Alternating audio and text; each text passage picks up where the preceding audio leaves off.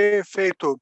Boa noite, Sheila. Boa noite a todos os amigos que nos acompanham nessa live. Essa live é do canal Mundo Médico, muito além do consultório, canal do YouTube, mas temos outros canais, outros grupos de diversos assuntos, diversas temáticas em termos médicos.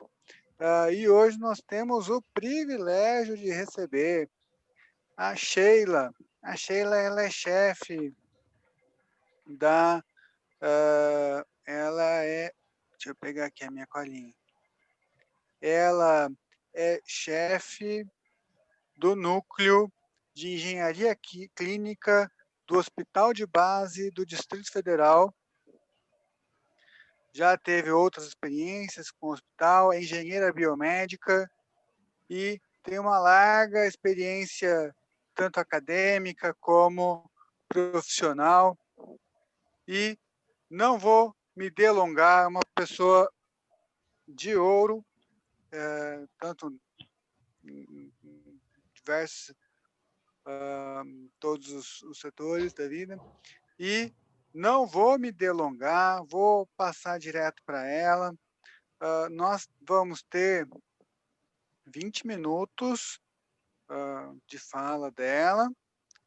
Vamos ter mais 20 minutos, até uns 20 minutos, para conversar um pouco sobre, para poder conversar um pouco. E também mais cerca de 20 minutos para todo mundo que quiser abrir a câmera, participar, perguntar pelo chat, para sugar um pouco de toda essa experiência na retaguarda, como anjo da guarda dos médicos, anjo da guarda do hospital, e nesse momento no hospital de base, nesse momento todo crítico que nós estamos vivendo. Então, a palavra é sua, minha amiga Sheila, e vamos começar. Boa noite para todos que estão presentes, né? Boa noite, Paulo. Quero agradecer por esse convite.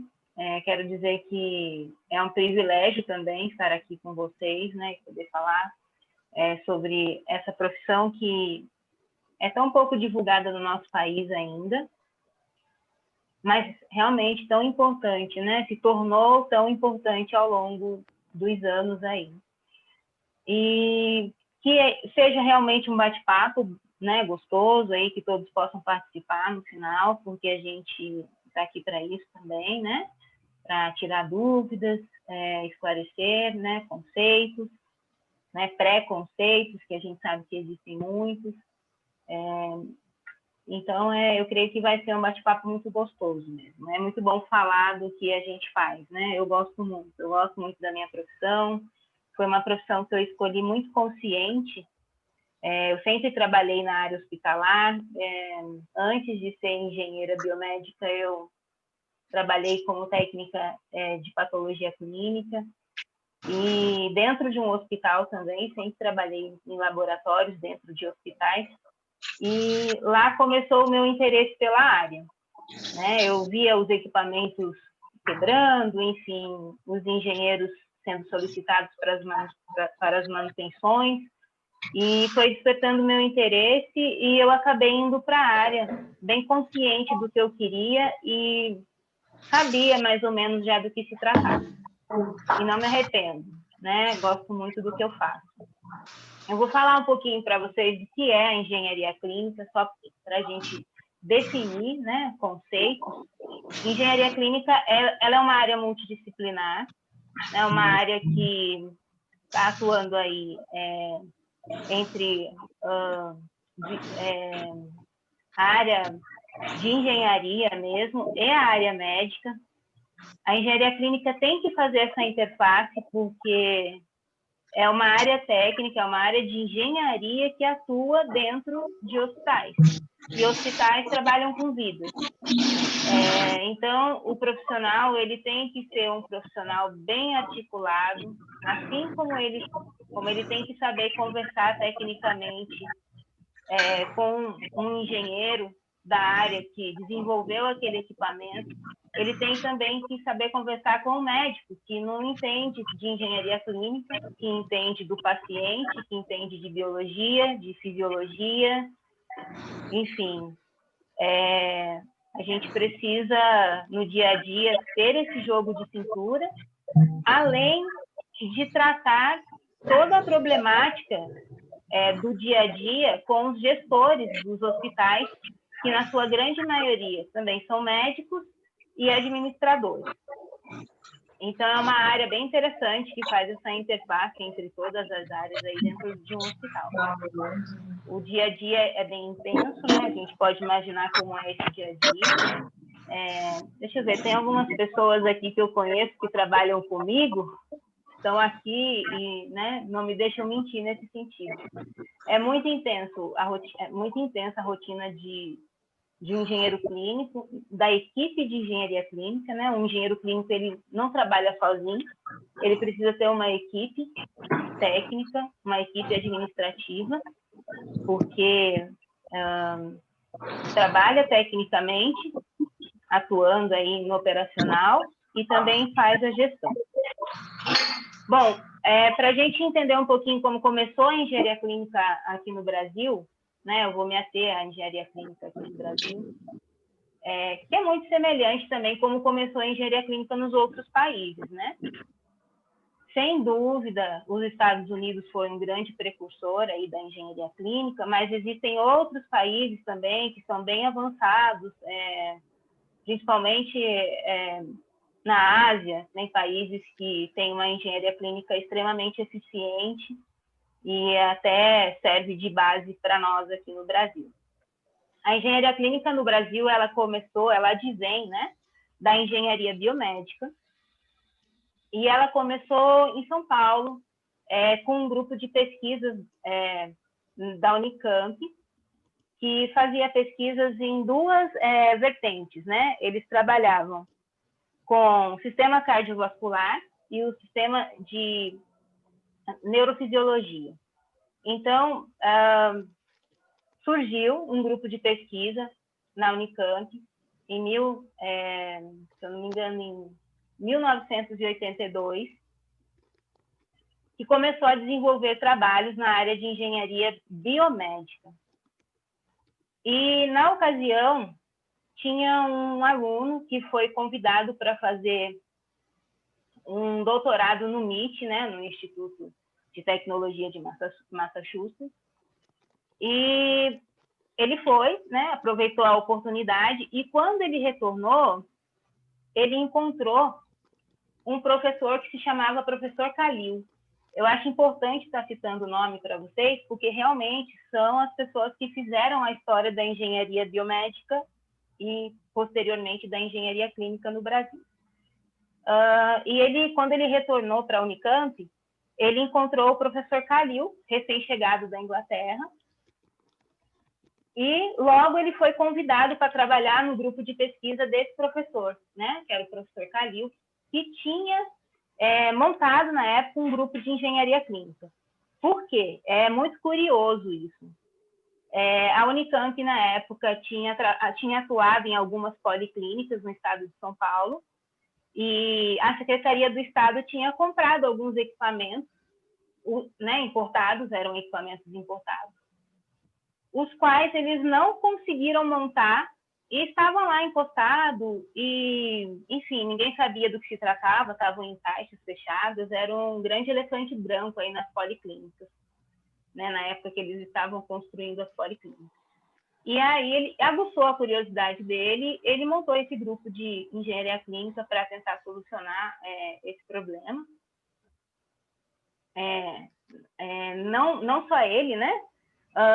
Gilbertoni também estava nessa época na Secretaria do Estado da Saúde e foi designado aí para resolver esse problema. E aí começou toda essa história de engenharia clínica e muitas pessoas não concordam, né? Enfim, mas a maioria delas concorda que a engenharia clínica, né, tem um pai, e o pai é a engenharia biomédica.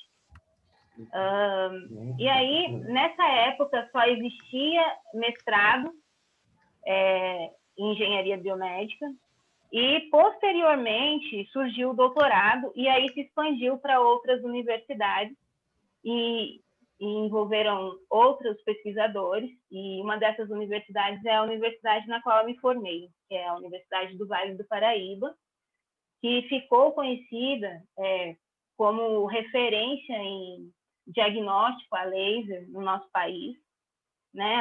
É uma universidade que atua nessa área, é muito forte mesmo as pesquisas, tem muitas publicações nesse sentido. E foi aonde eu me formei, né? Me formei em engenheira biomédica na Universidade do Vale do Paraíba. E tive a oportunidade de trabalhar com diversas linhas de pesquisas, e pude absorver assim, muito conhecimento em ambas as vertentes aí da engenharia biomédica, né? Tanto na atuação de pesquisas, quanto na atuação de engenharia clínica. Bom, como eu comecei a minha fala, o engenheiro clínico, ele é um profissional multidisciplinar, então ele tem que estudar as duas áreas.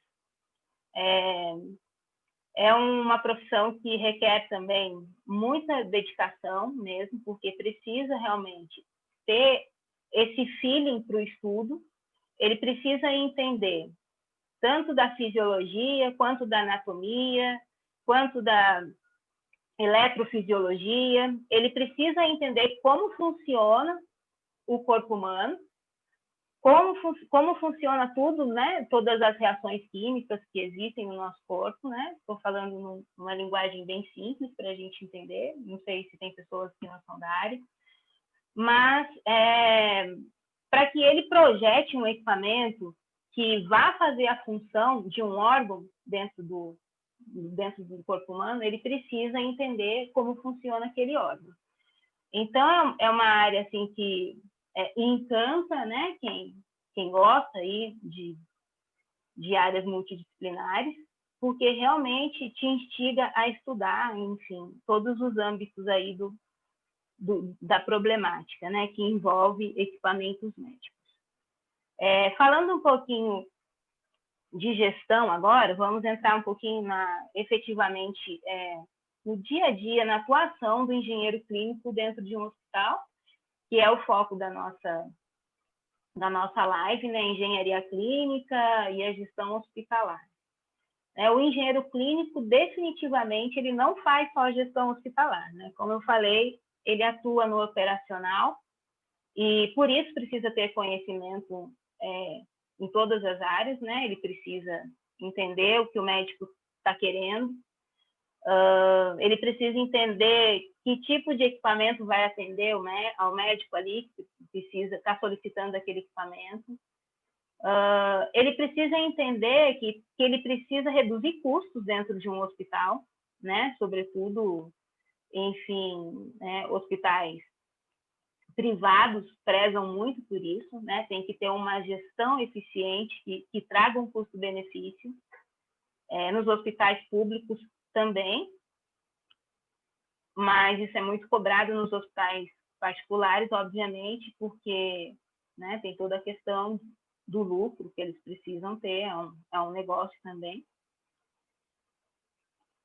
Vou continuar falando aqui, mas parece que o Paulo caiu.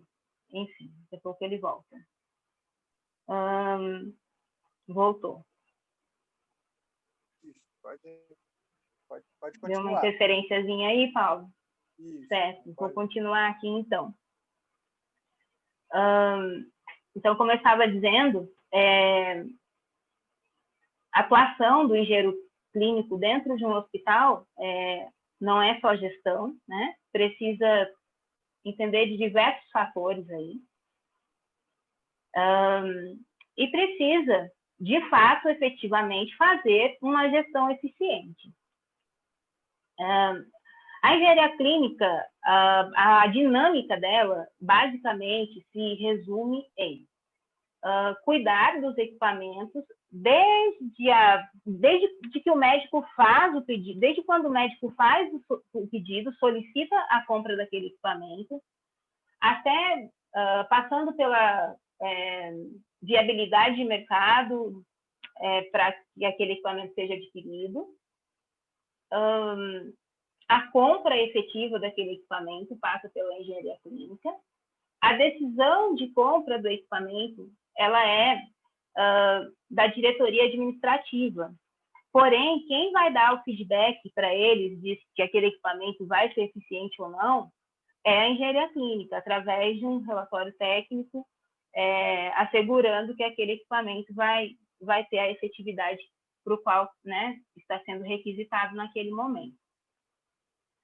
E após a chegada desse equipamento no hospital, depois que é efetuada a compra, a engenharia clínica acompanha a entrega, a instalação, oferta para o setor, para o seu cliente interno, um treinamento, e acompanha a vida útil daquele equipamento até ele ficar obsoleto, ou até ele ser descontinuado por algum motivo qualquer, né?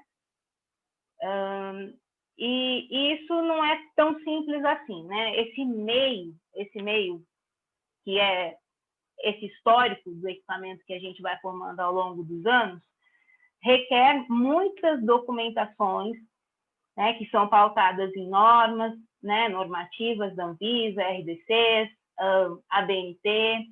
Então, a engenharia clínica, ela trabalha seguindo todos os pré-requisitos normativos pré-existentes no Brasil.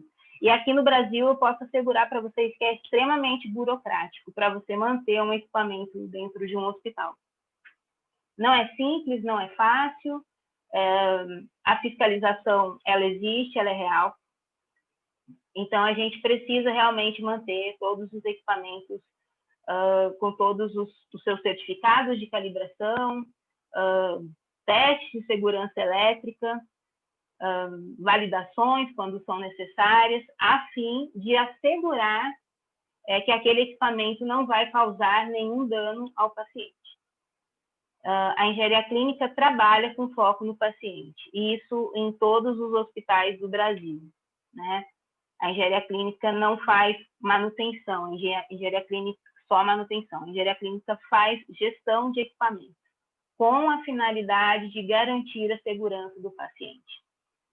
Sempre, né? E, obviamente, evitando ao máximo que aquele equipamento pare, porque equipamento parado é um custo elevadíssimo para a instituição, né? Tem uma perda financeira muito grande. E aproveitando esse gancho de mostrar para vocês como isso tem um custo para a instituição, né? Como é séria essa questão de equipamento para por um dia, para por 2 dias. Existe um indicador para isso. A engenharia clínica hoje trabalha com indicadores de qualidade e a gente acompanha esses indicadores mensalmente. Um dos indicadores é exatamente esse, tempo médio de reparo, tempo de parada de equipamento. A gente precisa calcular isso mensalmente, porque eu preciso dar esse feedback para o meu gestor, né? O equipamento parou por quantos dias? Quantos procedimentos eu tive que cancelar porque o meu equipamento ficou parado? Quantos procedimentos eu tive que adiar porque o meu equipamento, né, a meta era que ele ficasse parado 2 dias e ele ficou parado 2 meses, né? Qual é o prejuízo que isso traz para a instituição? Então, tudo isso é avaliado mensalmente, né? Através de relatórios, entregamos relatórios mensais para a gestão do hospital, para que seja analisado, para que seja otimizado esse processo. E o objetivo é exatamente esse, a gente identificar a raiz do problema, né? Quando acontece algum problema e que realmente, né, o equipamento ficou parado, a gente tem que, ou quebra muito, né? Quebrou um dia, funcionou 2, parou 3, funcionou 1. A gente precisa ir no foco do problema. Isso é parte do trabalho diário da engenharia clínica. O engenheiro clínico ele precisa ter esse diálogo aberto com o seu cliente interno, que são todas as áreas assistenciais de um hospital. Ele precisa ir até o seu cliente e entender por que está acontecendo aquela problemática naquele determinado setor, né? Ele precisa saber se o equipamento está sendo transportado da maneira correta, está quebrando por quê? Será que o transporte está sendo feito da maneira correta? Então, ele precisa avaliar todo o fluxo naquele determinado setor para se criar um plano de ação junto com a área e resolver o problema de uma forma efetiva. E é bem interessante porque quando a gente trabalha com essa vertente, realmente os problemas eles se resolvem, né? A gente percebe um ganho aí de 95% de melhoria no processo quando a gente dá essa atenção para o problema. A gente vai em loco identificar o problema. O que mais que eu coloquei aqui para a gente conversar, né? Temos outros indicadores também, acho importante falar, né? Indicador que nos mostra o custo que está tendo de manutenção em determinados setores do hospital, né? Nos diversos setores do hospital. Porque para o gestor isso é importante, eu preciso mostrar para o gestor qual é o setor que está demandando mais verba para manutenção de equipamentos. Uma outra questão importante da gente abordar é que o engenheiro clínico ele atua diretamente junto com o corpo médico, com o corpo clínico e a gestão administrativa do hospital na hora de escolher a compra de um equipamento. Por que eu digo escolher a compra de um equipamento? Porque todos os médicos do hospital pedem compras de equipamentos. O hospital pode comprar tudo que os médicos pedem? Obviamente que não, né? Então, a demanda ela chega para nós, é feita sempre uma reunião junto com o corpo clínico para decidir quais são as compras que vão ser realizadas no próximo ano. Então, existe um planejamento, a engenharia clínica atua diretamente nesse planejamento, junto com o corpo clínico e com a diretoria administrativa, justamente para levar esse feedback técnico para a área administrativa, mostrando para eles o que é mais crítico dentro do hospital. Qual é o equipamento que realmente não vai poder deixar de lado na hora de se escolher pela compra. E esse é um momento bem tenso para nós, porque né, todos os médicos querem que compre os seus equipamentos. E nem todos os equipamentos serão comprados, ou então não serão comprados no tempo que eles querem que seja comprado. Como o planejamento é anual, enfim, tem médico que vai receber a compra, mas lá em dezembro. E aí eles ficam bem zangados conosco. Mas, no final das contas, dá tudo certo, né? Porque é decidido em conjunto, né? A gente consegue entrar num consenso nesse sentido. Mas é muito bom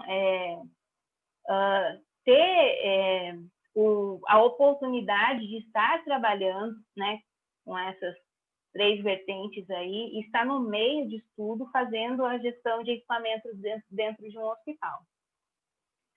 Uma coisa interessante também que eu anotei aqui que a gente precisa falar, e eu acho muito importante a gente ressaltar isso, hoje em dia, todos os equipamentos médicos, salvo raras exceções, eles funcionam com software junto, né? Então, a engenharia clínica, ela atua muito em conjunto com a TI também do hospital, né? Ela é parceira da TI e precisa ser, né? A TI do hospital precisa atuar junto com a engenharia clínica, porque existem atribuições que não são nossas e são deles. É um equipamento médico? Sim, mas tem um software que está rodando ali e que não é a responsabilidade direta da engenharia clínica. Então, todas as vezes que se abre um chamado para resolver problemas dessa ordem, dentro de um hospital, a engenharia clínica atua juntamente com a TI do hospital. Geralmente vão 2 técnicos, um da engenharia clínica e um, né, da área de TI, e acompanham o serviço ou resolvem o problema juntos. E precisa ser assim, né? Não sei quantos aqui não são engenheiros clínicos ainda, mas pretendem ser. Eu deixo isso até como uma sugestão aí. Precisa entender um pouquinho dessa área. E hoje em dia, infelizmente, não são todos os engenheiros clínicos que têm esse entendimento, né? Muitas vezes querem atuar sozinhos, querem fazer sozinhos, mas não tem como. A gente precisa realmente entender que há necessidade dessa parceria, né? Então, a gente pode ver que a engenharia clínica praticamente interage com todas as áreas do hospital. E isso é muito intenso, isso é no dia a dia, isso é diariamente. Não tem um dia que eu não precise da TI, né? No hospital que eu trabalho, eu tenho um parque tecnológico de 4.800 equipamentos aproximadamente. Então, são muitos equipamentos, né? Muitos equipamentos da área de radiologia, né? Esses são bem complexos, esses são equipamentos dos quais a gente faz a gestão de contrato, porque chamamos eles de equipamentos dedicados. A empresa que é a fabricante do equipamento é a única que está autorizada a prestar assistência técnica para aquele equipamento. Então, a gente faz a gestão desses contratos, né? Precisa ver se está sendo atendido de fato, da maneira que foi solicitado em contrato. E fiscalizar a ordem de serviço, fiscalizar o fornecedor ali, se está com tempo. E por aí vai, né? A engenharia clínica, além de atuar, então, em campo, faz também todo esse processo de gestão dentro de um hospital. Os equipamentos de radiologia, acho que é importante ressaltar para quem é da área, e até para quem não é também, a nível de curiosidade, eles requerem muito mais documentos para serem considerados aptos para serem utilizados aí, né? Precisamos de que o serviço seja aprovado, né, por órgãos competentes, né, porque alguns equipamentos trabalham com radiação, e radiação não é uma coisa tão simples de se trabalhar. Então, os equipamentos de radiologia, sem dúvida, são os equipamentos que mais demandam fiscalização e documentação para que realmente a gente esteja dentro, né, da legalidade no serviço de radiologia. Eu sei que tem muitas pessoas que gostam dessa área, é uma área realmente muito interessante, né, que tem muito potencial, né, no nosso país, né, no nosso país e no mundo inteiro. Mas é uma área que requer muita dedicação também, muito estudo, porque a gente precisa entender direitinho tanto da legislação que envolve esses equipamentos, quanto da funcionalidade deles, né, para, enfim, discernir o que é melhor, né, para cada unidade de saúde, né. Uma coisa interessante de dizer também é que o gasto com engenharia clínica dentro de um hospital é estimado aí em 40% a 50% do orçamento do hospital. O equipamento médico é muito caro, a manutenção de equipamentos médicos é muito cara, então realmente precisa de uma gestão. Eu estou falando isso para vocês entenderem como é importante que o engenheiro clínico tenha isso em mente, né, que o papel dele é importantíssimo para reduzir custos dentro de um hospital, porque já é uma área que demanda muito financeiramente. Então, se não tiver uma gestão eficiente, né, incorre-se em muitos mais gastos e, enfim, fica exorbitante, né, o valor que se gasta com equipamentos médicos. Tecnologia é cara, tecnologia custa caro no mundo inteiro, não é só no nosso país. Então, a gente precisa zelar realmente por esses equipamentos. Eu sempre trabalhei em hospitais públicos, nem foi uma escolha, mas eu creio que foi uma escolha de Deus isso, né? Enfim, creio realmente que, né, Deus tem um propósito em todas as coisas e sempre trabalhei em hospitais públicos, alguns com gestões muito eficientes, né? Cheguei, a gestão já estava pronta. Outros a gente teve que realmente se adaptar à realidade, né? Mas o hospital público no Brasil, ele é um hospital realmente muito carente de bons profissionais. Então, a gente ouve isso em todos os congressos. Precisa ter essa atenção, o profissional de engenharia clínica precisa olhar para o hospital público e entender que ali também ele precisa reduzir o custo com manutenção, ali também ele tem esse papel, é o dinheiro público que está ali, então a gente precisa realmente prestar muita atenção nisso e viver isso, essa realidade no dia a dia, né? É um dinheiro que está sendo pago pelo contribuinte e precisa ter responsabilidade para gastá-lo. E isso tudo a gente vive no dia a dia, né? Isso é uma vivência diária e eu creio que quem tem amor à sua profissão geralmente zela muito por isso, né? Eu sou um usuário do sistema. Vocês são um usuário do sistema.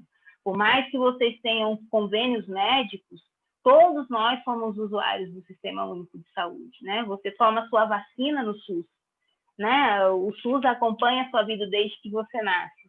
Então, o SUS aqui no Brasil, ele realmente é um modelo para o mundo, embora as pessoas critiquem muito, é um sistema que, de fato, tem as suas carências, mas é um sistema eficiente, né?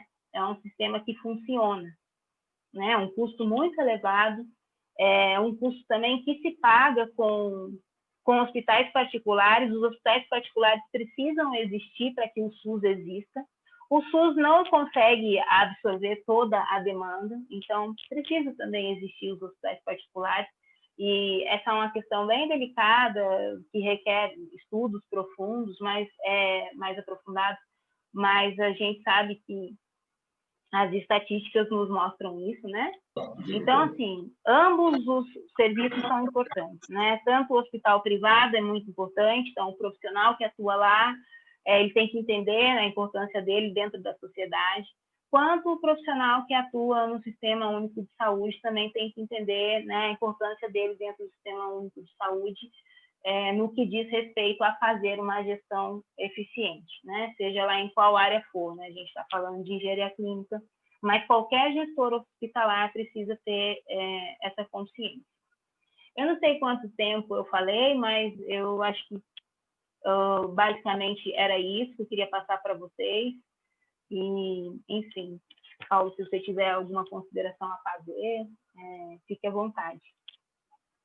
Oi, Sheila. Pode, o dia é seu, a noite é sua, pode falar que até meia-noite ainda é dia, e é ótimo ouvir e ter gente comprometida com o custo, com a excelência na prestação de saúde, na prestação no SUS, que também se complementa com todo o sistema privado, todo o sistema complementar de saúde, que na verdade é tudo SUS, uma parte é público, outra parte é privado, com ou sem fins lucrativos, mas basicamente a nossa bandeira é uma só, é a saúde, é o sistema único. Enfim, ouvi falar, Sheila, que tem equipamento que mesmo na caixa não aguenta calor, tem que ficar no ar-condicionado 24 horas por dia. Isso é verdade? Isso é verdade. Tem equipamentos realmente, principalmente os equipamentos de radiologia, como eu já citei, né? Os equipamentos de grande porte. Aconselha-se que, mesmo guardados em caixas, eles precisem ficar refrigerados. Acontece de equipamentos queimarem porque não estão refrigerados, estão aguardando a instalação ali, 1 mês, 2 meses, 3 meses, 4 meses encostado ali, 1 ano encostado ali no hospital, né? Enfim, alguém fez a compra e não incluiu no contrato a instalação, e a instalação está sendo negociada ainda, acontece, tá? Estou dizendo que é uma realidade infelizmente, é muito comum. E o equipamento realmente sofre danos, porque são equipamentos extremamente sensíveis, que precisam, de fato, de uma refrigeração. E equipamentos de grande porte, a gente precisa fazer, quando a gente compra um equipamento de grande porte, já aproveitando esse gancho, uma tomografia, por exemplo, é preciso fazer o cálculo da refrigeração da sala em cima do gasto energético daquele equipamento ali. Porque o cálculo de uma sala vazia vai ser diferente, o resultado vai ser diferente do cálculo que a gente vai fazer quando o equipamento estiver ligado ali dentro. Então, ele vai emanar calor ali, ele vai deixar o ambiente mais quente, vai esquentar o ambiente. Então, esse cálculo ele é feito junto com a engenharia de manutenção, mais precisamente, né, em casos de hospitais que tenham um engenheiro mecânico. O engenheiro mecânico geralmente senta junto com a engenharia clínica para entender do equipamento, sobre aquele equipamento ali, a gente pega manual, pega tudo e fazemos esse cálculo juntos, né? No caso, no hospital que eu trabalho, eu tenho uma equipe de manutenção que contempla aí um engenheiro mecânico que sempre nos ajuda nisso, né? Não só equipamentos de grande porte, mas quando eu vou colocar uma bomba, por exemplo, uma bomba de vácuo na odontologia, eu preciso calcular ali tudo relacionado àquela bomba, se eu colocar ela em determinada altura, se eu vou conseguir o vácuo que eu preciso ali para o dentista trabalhar. E esse cálculo ele é feito também de forma multidisciplinar, né? Eu não citei a engenharia de manutenção aqui até agora, mas a engenharia de manutenção trabalha junto com a engenharia clínica também. Então, é mais uma área que interage com a engenharia clínica e precisa sempre realmente interagir. Perfeito.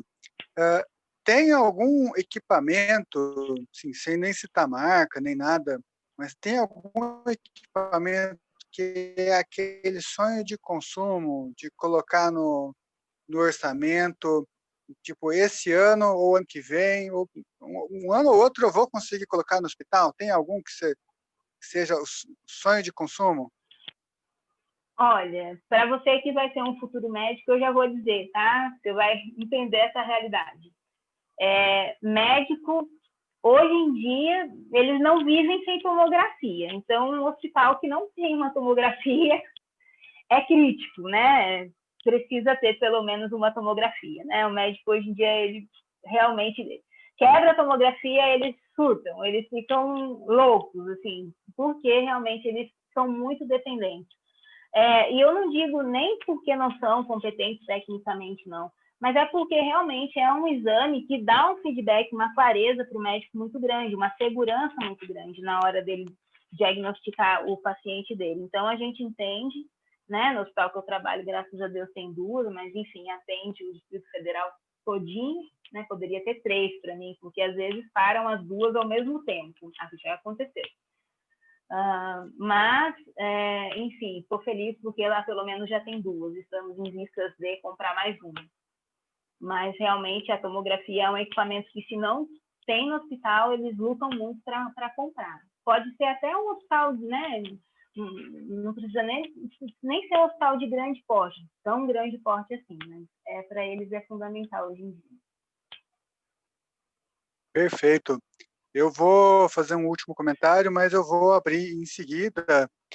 Se alguém quiser abrir câmera, abrir microfone, perguntar, aproveitar a oportunidade. Mas, enfim, comentando sobre a questão da tomografia, realmente a medicina atual, ela é uma medicina muito mais complexa, muito mais tecnológica, e não é questão de insegurança do médico. O médico realmente ele tem diagnósticos muito mais complexos, tem uma quantidade muito maior de variáveis que ele realmente precisa de tecnologia para sustentar, para segurar, para ter um diagnóstico seguro, um diagnóstico rápido, um diagnóstico em tempo. Última pergunta Quantos milhões de máquinas você administra mesmo, Sheila? E 4 milhões e Milhões, 800 não. equipamentos? Milhões não chegou ainda, não. No hospital que eu trabalho, a gente chama de parque tecnológico, né? O parque tecnológico do hospital que eu trabalho atualmente tem aproximadamente 4, no último inventário que a gente fez, que foi recente, foi agora no final do ano, em dezembro, a gente contabilizou por volta de 4.800 equipamentos. É fácil de administrar, né? Oh! Isso a gente conversa pessoalmente. Muito fácil, Perfeito. muito fácil.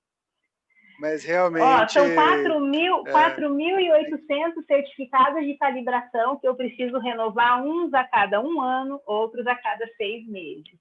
4.000 certificados de teste de segurança elétrica que eu preciso renovar, alguns de ano em ano e alguns de 6 em 6 meses.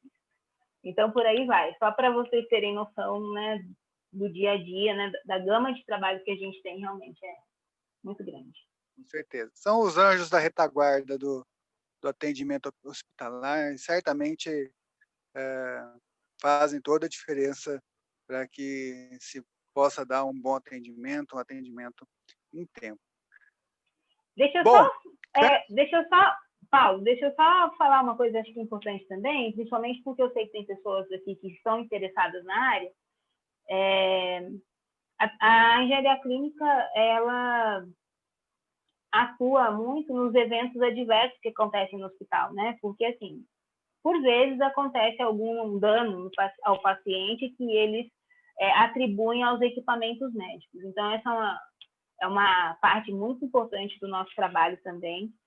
Todas as vezes que isso acontece, nós temos que fazer uma investigação daquele equipamento e a gente tem que mostrar para o nosso gestor e para a área assistencial que aquele equipamento estava com todas as suas calibrações em dia, enfim, com toda a sua documentação em dia e que ele estava apto a funcionar. E mesmo assim é passível de acontecer algum evento que incorra em danos ao paciente. Então, nós trabalhamos com tecnovigilância constantemente, né? Assim como a farmácia trabalha com farmacovigilância. A engenharia clínica que responde pela tecnovigilância dentro de um hospital. Então, todas as vezes que acontecem eventos adversos, somos nós que notificamos a Anvisa sobre aquele equipamento, se foi realmente comprovado que o equipamento causou um dano no paciente, é nossa obrigação informar para a Anvisa que o equipamento de tal marca, de tal modelo, que foi fabricado em tal ano, ocasionou um dano naquele paciente. Né, para que exista esse histórico, para que a Anvisa fiscalize a empresa que fabricou, o fabricante e tudo mais. Perfeito, Sheila. Acredito que não temos perguntas por hoje, mas caminhando para o final, já agradeço a todos os que participaram, todos que ainda vão assistir ao vídeo. Agradeço mais uma vez sua participação e devolvo a palavra se quiser fazer últimas considerações antes da gente encerrar aqui essa live. Eu quero agradecer, né, o convite, quero agradecer, né, pela oportunidade de estar falando sobre engenharia clínica no nosso país, né? Quero também dizer que nós temos uma associação brasileira de engenharia clínica, que é a ABCLIN. Atualmente eu sou presidente da regional aqui do Distrito Federal, e a ABCLIN ela tem como objetivo principal, né, levar uma engenharia clínica de qualidade uniforme, né, de qualidade uniforme para o nosso país. Então, atua nesse sentido, né, de realmente otimizar os processos, né, no âmbito nacional, de forma que a engenharia clínica no Brasil seja, de fato, um trabalho uniforme e que traga resultados em todos os estados do nosso país. Então, acho que é isso, né? Eu não tinha falado da BCLIN, acho importante. E quem tiver interesse, quiser se associar à Beclean, né? Temos a Beclean Nacional e tem o site da Beclean, inclusive, é só procurar lá no Google. E também no site da Beclean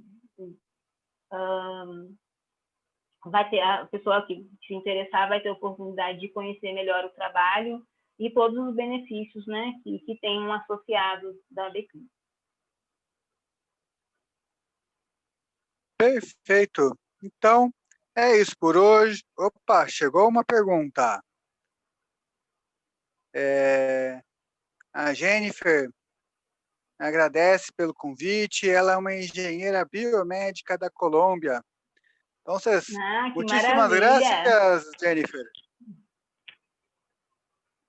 Muchísimas gracias. Yo soy estudiante de medicina en Paraguay. Conozco bastante estudiantes también de Colombia. Muchísimas gracias. Saludo a todos los biomédicos de Colômbia. Grata surpresa. Nós temos um grupo de engenharia clínica, né, mundial aí, então a engenharia clínica do Brasil interage realmente com as engenharias clínicas aí pelo mundo afora. E é bem interessante isso, porque a gente acaba, né, trocando experiências aí e otimizando os nossos processos e ajudando outras engenharias clínicas e biomédicas a otimizar os seus processos.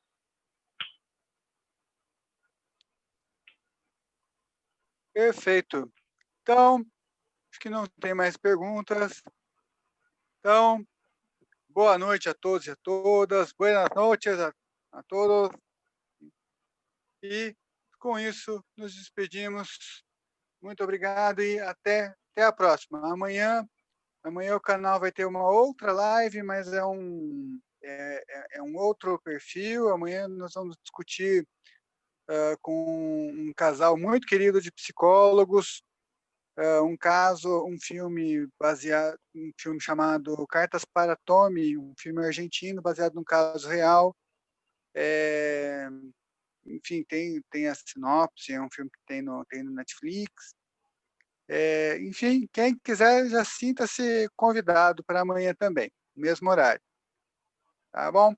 Então, mais uma vez, até mais, obrigado a todos.